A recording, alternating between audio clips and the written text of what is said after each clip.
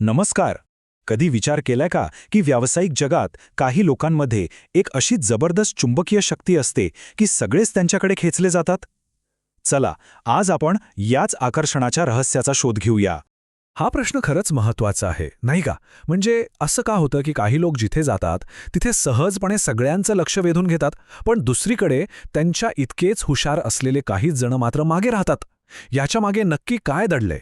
बघा, इथे दोन प्रकारचे व्यावसायिक दिसतात. एक जो अगदी नैसर्गिकरित्या लक्ष वेधून घेतो, ज्याची नुसती उपस्थितीच प्रभावी असते, आणि दुसरा जो तितकाच हुशार असूनही तो प्रभाव निर्माण करण्यासाठी धडपडतो. हा फरक फक्त कौशल्याचा नाहीये, तर त्याहून काहीतरी अधिक आहे. आज आपण या 5 मुद्द्यांवरून जाणार आहोत. म्हणजे या रहस्यापासून सुरुवात करून ते प्रत्यक्षात कसं आणता येईल हे सगळं समजून घेऊ. चला तर मग पहिल्या भागाकडे वळूया. ही जी एक चुंबकीय गुणवत्ता असते ना, ती केवळ बाह्य रूपावर किंवा फक्त कौशल्यावर अवलंबून नसते. याच्या मागे काहीतरी वेगळंच आहे. आता आपण त्या मूळ संकल्पनेकडे येतोय, जी व्यावसायिक जगात खूप मोठा फरक निर्माण करते, आणि ती म्हणजे वैयक्तिक आकर्षण ऊर्जा. तर ही आकर्षण ऊर्जा म्हणजे नेमकं काय? अगदी सोप्या भाषेत सांगायचं झालं तर प्रत्येक व्यक्तीची एक स्वतःची अशी एक ऊर्जा असते, एक व्हायब्रेशन आपण म्हणू शकतो. आणि हीच ऊर्जा ठरवते की एखाद्या मीटिंगमध्ये किंवा नेटवर्किंग इव्हेंटमध्ये लोक आपल्याकडे ओढले जातील की नाही. ठीक आहे, पण ही ऊर्जा फक्त एक अमूर्त कल्पना नाहीये.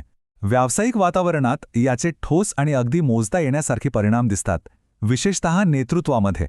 जेव्हा एखाद्याची आकर्षण ऊर्जा मजबूत असते तेव्हा त्याचे फायदे स्पष्ट दिसतात. विचार करा, नेटवर्किंग किती सोपं होतं जेव्हा लोक स्वतःहून बोलायला येतात.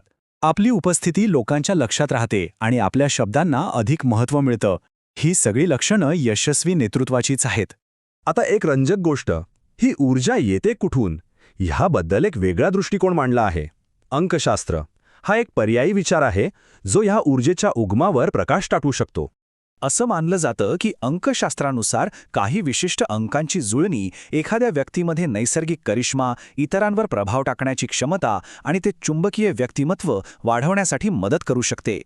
यातला महत्त्वाचा मुद्दा असा आहे की विशेषतः अभिव्यक्ती, आत्मविश्वास आणि भावनिक बुद्धिमत्तेशी संबंधित जे पॅटर्न्स आहेत ते लोकांना आकर्षित करतात. आणि खरं सांगायचं तर हे गुण कोणत्याही व्यावसायिक नेत्यासाठी अत्यंत महत्त्वाचे असतात. आणि आता सगळ्यात महत्त्वाच्या भागाकडे वळूया. ही ऊर्जा केवळ जन्मताच मिळते असं काही नाही, ती जाणीवपूर्वक विकसित सुद्धा केली जाऊ शकते. हे वाक्य अगदी परफेक्ट आहे. खरं आकर्षण हे फक्त दिसण्यावर नाही, तर आतली ऊर्जा, आत्मविश्वास आणि आपण इतरांशी कसं बोलतो या सगळ्याचं मिश्रण आहे. आणि हेच या संपूर्ण विश्लेषणाचं सार आहे. व्यावसायिक उपस्थिती ही काही दगडावरची रेष नाहीये. जर एखाद्याला वाटत असेल की त्यांच्यात या ऊर्जेची कमतरता आहे, तर ती जाणीवपूर्वक प्रयत्न करून वाढवता येते. ठीक आहे, मग हे आकर्षण वाढवायचं कसं? तर बघा, ह्यासाठी 3 सोप्या पायऱ्या सांगितल्या आहेत. पहिली आणि सगळ्यात महत्त्वाची पायरी म्हणजे आपली मानसिकता सुधारणं. त्यानंतर येतं आपलं कम्युनिकेशन म्हणजे संवाद कौशल्य. आणि शेवटी आपण जे काही निर्णय घेतो ते आपल्या ध्येयांशी जुळणारे आहेत का हे पाहणं. ह्या तिन्ही गोष्टी एकत्र आल्या की व्यावसायिक उपस्थिती आपोआपच प्रभावी बनते. तर शेवटी हा एक विचार करण्यासारखा प्रश्न उरतो की जर व्यावसायिक आकर्षण वाढवणं शक्य आहे, तर मग प्रत्येकासाठी असा कोणता एक महत्त्वाचा घटक आहे जो त्यांच्या उपस्थितीला सर्वात जास्त प्रभावी बनवू शकेल? यावर विचार करायला नक्कीच हवं.